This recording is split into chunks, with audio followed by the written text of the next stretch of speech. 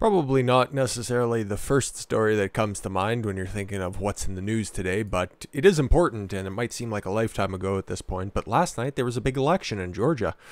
Yeah, a lot of stuff has happened in Georgia since then, but we'll get to that in the next video. But it's important to just kind of close the book on this.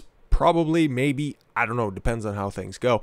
But as we sat after I was done wrapping up everything last night, results were starting to come in from Georgia. It was looking at like 50-50 at the time, even though Republicans, both of them kind of started at about, it was all looking like 60-40 is how it was looking there. And then, yeah, I will remind you that it is January 6th, and everything that we're going to cover here is going to sound exactly like what happened the night of November 3rd. So yeah, with all the preamble out of the way, let's just get into this. It's just been a very predictable story here, to be completely honest. Georgia Secretary of State runoff election running smoothly right now, and this was released just as everything was starting to close up last night in Georgia. All the precincts were starting to close up, and everybody was going to start tallying the votes, and everybody was still chipper and spry at the time. The runoff in Georgia are running smoothly on Election Day, Secretary of State Brad Ratzenberger said. I know what I said. The Republicans' office said wait times are average, just 1 minute across polling locations statewide. I'm sure. No locations have reported wait times longer than 30 minutes, and only one reported wait times longer than 20 minutes. Functionally, that sounds great. That sounds like everything was going very smoothly, but if you were expecting record turnout for these, wouldn't you expect your in-day voting to be a little higher than that? Unless you were trying to hide something again? I don't know. That's just an outside observer's perspective, which you told to stay halfway across the room when the ballots started to count. Anyways, after wait times averaging just 2 minutes on November 3rd, Georgia's election administration is hitting a new milestone for effectiveness and efficacy, or efficiency. Ratzenberger said in a statement, "It's hilarious once we get to the end of this because 300,000 people decided, I'm not voting in this shit." And that kind of led to a very predictable outcome on this. And I'm not shedding a tear for either of these people, but it's going to be interesting what comes out in the aftermath of this. But save that for the end, I suppose. Ratzenberger acknowledged an issue cropped up in Columbia County. He said a small number of keys that start up paper ballot scanners and a few poll worker cards were programmed incorrectly, resulting in some poll workers being unable to start the touch screen voting machines used to count paper ballots. So in a county that uses voting machines were down for a little while? Where have we heard that before? The correct keys and voter cards were delivered to the relevant precincts with the law enforcement escorts. Issues were resolved by 10 a.m.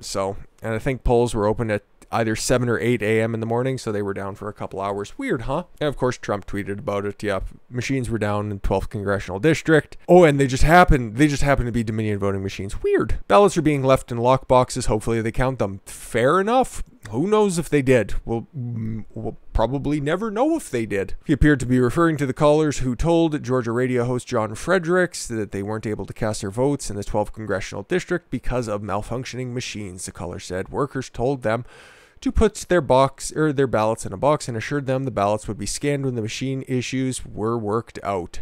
But everybody's favorite Mexican Pillsbury Doughboy stand-in, Gabriel Sterling, a top official. Top official, that's funny, he's an independent contractor in order to cash in. That's another story for another time. Out of Ratzenberger's office responded to Trump on Twitter, so you know that he's serious. Writing, an issue in Columbia County was resolved hours ago, and our office informed the public about it in real time. Oh, okay, so he responded to Trump tweeting out about something that happened hours ago, and told him that it happened hours ago, and he was just being cunty in his reply. I get it. The votes of everyone will be protected and counted. Sorry you received old intel, Mr. President. What a cunt this guy is. Okay, so voting machines were down on Election Day. That's one. If you're keeping the scoreboard, or if you have a little bingo card set up of everything that happened on the general election day, you might be able to knock off another one, because Georgia's Chatham County stops counting votes. Workers to return in the morning. Yeah, another county decided that they were going to stop counting votes. I think you guys probably know what comes next, but we'll cover this one here really shortly. Following earlier reports of technical problems, Georgia's Chatham County announced that they were done counting votes for the night in the hotly contested Senate runoff races that determined control of the Senate. At the time of print, it was too close to call for either Georgia races. Just confirmed, Chatham County is done counting votes for the night. The Board of Elections annex buildings are empty. Workers say they will be back at 8 a.m. sharp. Still thousands of votes to be counted here. Oh, they were kind of underselling that. Tens of thousands of absentee votes left to count in Georgia Senate runoffs as they all went home last night. But like I said, you probably know what happens next. I just wanted to clear that up because that was just the one county that publicly stated they would be stopped counting for the night. Tens of thousands of mail-in ballots are still being counted in Georgia's U.S. Senate runoff elections. An election official said on January 6th, over 57,500 votes are still being processed by counties, including nearly 18,000 in DeKalb County, according to Gabriel Sterling, a manager. We know who he is. I don't need to run his credentials back. The numbers offered by Sterling appear to clash with the ones, clash in at least one place with county officials. Yeah, but he has all the information, and if you have different information, he just hand waves it away. I wish I could be that smart. Jeez. Richard Barron, Fulton County's elections director, said shortly before the briefing that nearly 7,500 absentee ballots were left to process. Sterling said Fulton County only had 5,294 left. Oh, he would know. He's over there in Athens, and Rich is on the ground in Atlanta, so what would he know? State officials have asked counties to get all the mail-in ballots counted by 1 p.m., but some counties wouldn't meet that deadline, Sterling predicted. Yes, because you don't know how many you need to hold back or how many more you need to print, is what you can possibly think. Those folks are all tired. They've had a long day and a long week and a long month and a long year and a long decade and a long century. We get it. You think that people are as lazy and incompetent as you are. Thousands of provisional ballots also needed to be counted. Sterling guessed that the number was less than 10,000 votes, and about 14,000 military and overseas ballots are outstanding. The later can be counted as long as they arrive by Friday and were postmarked by Tuesday. So just another instance of Sterling and the Raphael office just not knowing what the fuck they're talking about. Oh, we have numbers. Can you share us those numbers? No. Fucking retards. But yeah, okay, so we had Chatham County go home. We weren't supposed to be any more counting that night, but guess what? We have another little graph that shows some really weird stuff happening. Okay, this isn't a picture. I could probably zoom in a little closer. So all of the red lines there are obviously the Republicans, and the red and pink, they kind of look a little pink or purple on the screen here. Then the dark blue and light blue, yeah, everything is going along all nice. Yeah, okay, the first count of absentee ballots and everything that's came in from the early reporting counties there, yeah, everything's looking all good. Yeah, Republicans, yeah, normal, regular track path, and then all of a sudden, at about 11:15, local time, boom! That goes straight up, just enough to go over the top of Republicans. How are you going to explain that? Because you can't even say that there was anything that was abnormal going on with the Republicans there. They were keeping on the exact same line, but it's only the Democrats that keep on going on this regular normal trajectory like you've seen here. Okay, obviously, if you guys can see my cursor here, it would follow the same pattern, and they would just predictably be somewhere around the 2.1 million mark, somewhere in that area. But nah, they're going to finish somewhere around the 2.2, maybe 2.25 range once everything's all said and done. Because everything's been called right now. As of right now, the media has called it, so that means that everything's all said and done. Ralph Warnock defeats Republican Kelly Loeffler. That was the first one to be called. That was called early this morning.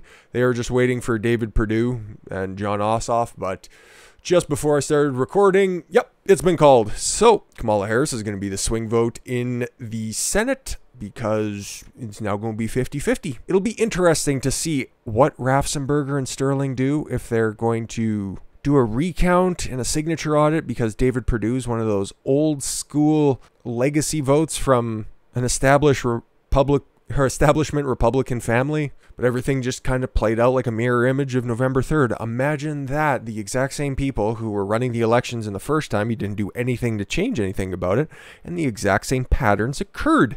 The voting machines went down. Vote dumps in the middle of the night. Officials not knowing how many ballots are there to count, and then weird tallies. I don't have any I might be able to find some photographic evidence of this. Nah, I couldn't find what I was looking for. I just heard it kind of reported that there was vote counting, and then after that dump that we took a look at, it immediately went from 90% reporting to 95% reporting, and then there was a whole bunch of other weird shit in there, but take that with a grain of salt. I couldn't find it to back it up, so that could just be some speculation out there. So, like I've said before, I'm not going to shed a tear for Purdue or for Loeffler. They were just kind of candidates. I would have just either reinforced what the GOP is trying to do and, trying to get into their head is a task in and of itself, or this outcome where it's just going to expose this really cringe, weird, insane power play by the Democrats for at least the next 2 years, but potentially for the next 4 years, depending on how long they want to stretch out the pandemic and what they want to do with voting going forward, because if this all plays out just like the runoff just did, going forward into the rest of these elections, that majority is only going to get stronger. Don't fucking kid yourself. I don't know, it's not positive news today, but you kind of gotta laugh. And the next video is especially going to be a little bit weird because I'm kind of going back and forth how I feel about it. It's pretty obvious I'm going to be talking about the storming of the Capitol building if you guys couldn't pick up on the subtleties. But if you stuck around this long, you probably do because you're one of those good people out there that watch all the way through the end, and I can't thank you enough for that. What else I can't thank you enough for is the gift of your time, and I've been Don Consuelo. Did you like how smooth that was? I want you guys to follow your gut and take care, everyone.